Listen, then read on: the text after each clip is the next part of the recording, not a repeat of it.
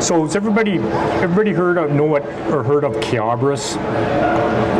So Ceabras are in the chironomid family, and they're common on productive still waters. And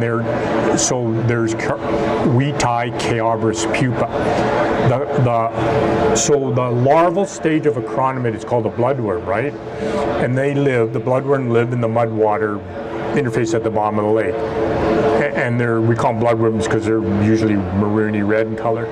But Ceabras have a clear, jelly-like looking larval stage, and they're called glassworms. So you've probably heard of that term, glassworms. So the Ceabras larvae doesn't live in the bottom of the mud of the lake in the mud water interface. They're free swimming predators, and they look like a piece of jelly sitting horizontally, and they feed on zooplankton. And they follow the zooplankton up and down as the zooplankton migrates daily from shallow water to deeper water because they avoid sun. And so Ceabras larvae look like a piece of spaghetti from anywhere from that long to that long, depending on the ventral size of the adult, and they feed on the zooplankton. But the Ceabras pupa, it's typically light olive to medium olive green in color.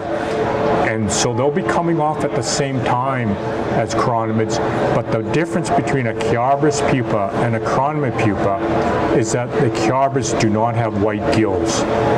So we tie, I'm going to show you a pattern that we use that's very effective on Ceabras. And if you look at a Ceabras adult, and you had a Ceabras adult in your hand right next to a chironomid adult, the Ceabras adult will have very, very fine antenna, whereas the adult chironomid has feathery or plumose antenna, and that's how you tell the difference.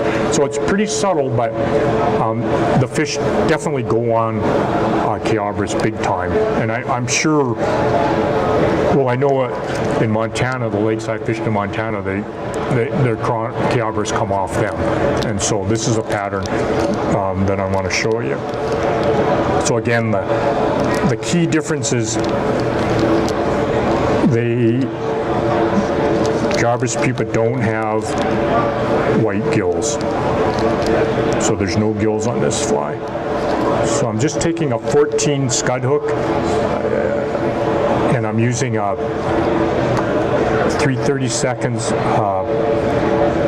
copper bead. Like so. Okay. And then I'm going to use the same brown thread.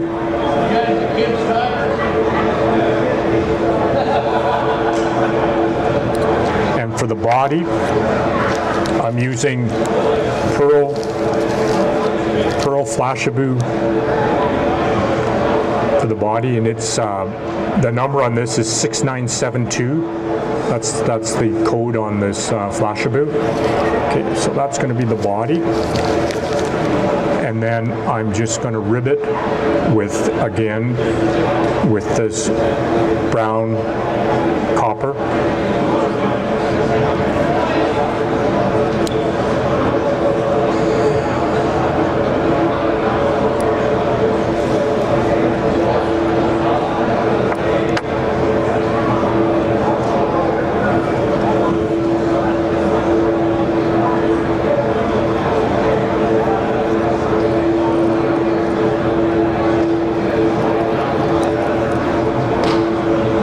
So you can have huge emergences of these Ceabras pupa. They don't tend to normally come off right when the ice comes off. They're usually later, during late spring, early summer months is when you see them coming off. So I've just taken 2 strands of the crystal flash, and I'm going to double them over on my tying thread, and then lock it in at the back end of the hook. And I'm just going to use my thread now just to finish up building a bit of a taper.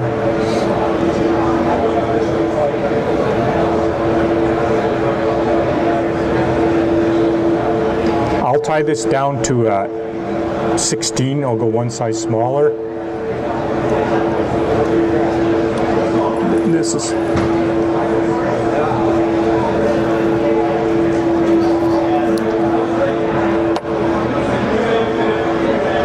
and then we're just going to take our wire,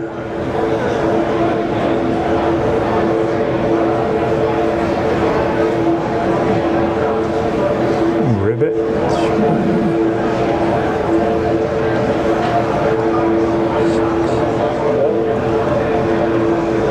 so you're going to fish this just like you do any other chironomid pupa,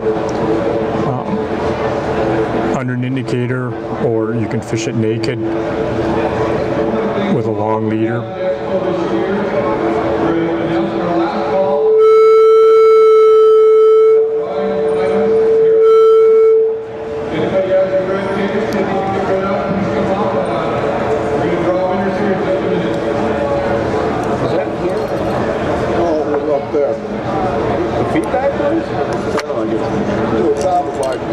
Yeah, so that's the Ceabras Pupa, and I'm going to leave these flies up here on the bench if you guys want to come up and have a look at them, closer look at them, and come up and ask any questions. And I hope you enjoyed that little presentation.